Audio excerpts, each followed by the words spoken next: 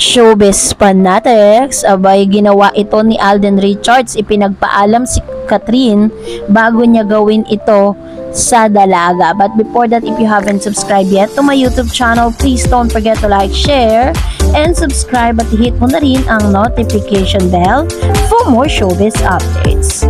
Bago tayo magpatuloy sa ating updates for today's video, of course, nais ko po muna magpasalamat sa lahat ng mga legit viewers, subscribers, at ang lahat ng mga legit na nagmamahal at sumusubaybay sa lahat ng ating mga updates.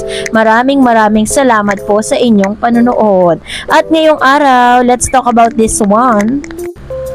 Kahapon nga at 6 PM, nilapag na nila yung kanilang teaser na na-drop last September 25, 2024, the much anticipated movie Hello Love Again starring Catherine Bernardo and Alden Richards. Pero alam nyo po ba, na bukod po dun sa movie or teaser na inilapag, meron ding napansin ng ilan sa mga Catden fans kasi dun po sa caption ni Alden, meron pong purple heart. At sabi po dyan, when a guy send you a purple heart emoji, he may be saying that he cares or appreciate you. The reason for sending it could be different, but no matter what it is, the meaning remain the same.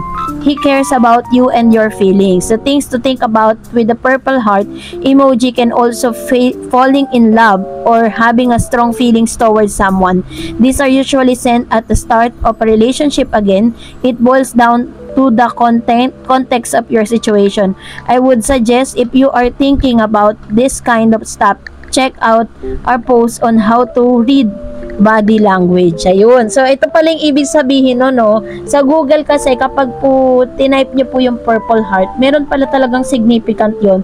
And it talks about that someone or somebody's care about you and falling in love with you. Grabe naman talaga yung mga Catden fans talaga. Ang tatalino.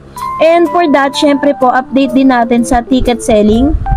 Dahil hindi lang po ang kanilang teaser ang trending ngayon, dahil maging po ang second batches ng mga ticket selling, kasi according po sa ilang source, maging sa ibang bansa pala yung mga OFW na meron pong freedom na mamili or freedom para po manood ng sinihan or bukas yung mga sinihan, magkakandak din po pala sila doon ng tinatawag na black screening. Kaya naman, we are so blessed, no? Grabe. Ganyan ba yung sinasabi nilang laos? Yan ba yung sinasabi nilang hindi raw kikita? Maria Joseph, hindi pa man naububuksan or nauumpisahan. Yun pong movie, kinakalampag or winasak na. Diba? Baga kung itatranspose mo talaga yung, or kung ipapaliwanag mo kung paano nangyari, talagang grabe. Grabe sumuporta ang Catden fans. But anyways, eto na nga, dahil usap-usapan po itong photos na ito ni Mr. Alden Richards, nakasama po yung mayor ng Laguna na si Miss Arlene Arcillas, na isa sa mga kaibigan po ni Mr. Alden Richards, kasi may bali-balita po na parang nag-ask ng permiso ito pong si Mr. Alden Richards kay Mayor, kasi nga 'di ba yung una nilang gaganapin na promotion would be in Santa Rosa. So kailangan talaga nila doon ng mahigpit na mag-a-assist para sa kanila. So she asked Miss or Mayor Arlene Arcilla, na mayor po ng Santa Rosa, Laguna. So kaya po siya nandoon. And meron din pong usap-usapan na may possibility rin pala na si Miss Catherine Bernardo, yung parang iikot po sila. Ganon. Kaya siguro ito po point of view ko lang kaya nag-ask din po siya for the assistance of mayor, kasi may possibility na parang meron silang sasakyan tapos iikot sila dun sa buong lugar ng Santa Rosa, Laguna to promote their movie.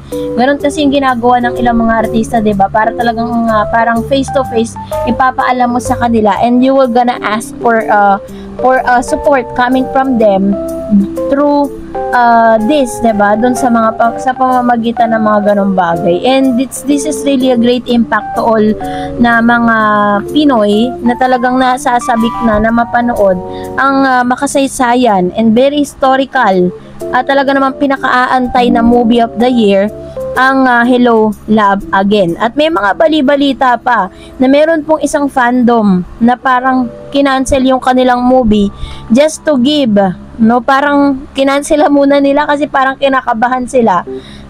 Parang ganun eh, diba kung iisipin po natin. Pero wag na lang tayo mag-drop ng isang fandom na yun kasi sikat din sila. And mababait naman yung fandom na yun actually. So, parang they are trying to cancel their movie muna and nag-big giveaway dito po sa Hello Love Again. And for that, narito naman ang ilan sa mga reaction po ninyo at komento. Unahin natin si Ma'am Coco Channel. Hello Dareds again and again, and a happy to see how Katden is very happy as well as your my dear Dareds. Okay, Ethan, say goodbye to Joy. Now she's working on her early shift tomorrow. Joy Fabregas is signing off now. Don't be sad. Ethan trusts her love, loyalty, and dedication. LDR is a hard sometimes, but make sure that your smile say it all. Your future will meet in Canada and or maybe third sequel HLA in America. Hello Dareds. I hope all the critics and bashers will be behaving or having a festival of sadness. Sana feeling happy na rin kayo. Happy together. Thanks much pretty face for never endless reading my views and comments. Enjoy your day and goodbye Dareds and God bless. Thank you po Ma'am Coco Channel sa inyo pong komento. Miss Benga Azucena said, kakilig naman yung new teaser ni Joy at Ethan. Kawawa naman si Ethan, ilang babay pa daw. And sabi ni Miss Renato Husayan, yay, time start now. Haha, before pa September 25,000 times replay muna, right? Right, Miss Dareds? Yes po. And of course, sabi ni Ma'am Lilibet, on the way, thanks Miss Dareds. God bless. Thanks for all the updates with them. All the best. Ayan. Salamat din po Ma'am Lilibet and Mr. Renato. And of course, sabi ni RJ Med, prayer lifted for his beautiful couple Katden for their protection and so much blessing more than the promotion of HLA until its showing play date on November 13, 2024. God bless the Philippine movie industry and thank you so much Direk Cathy and Catherine Bernardo, Alden Richards. And I still recall how Joros shared the true feeling of success from HLA team when they heard that unhappy Josh Leah made it, still showing up until now. Walang halong inggit sa puso ng Katden. HLA team are proud for the success of the unhappy for you.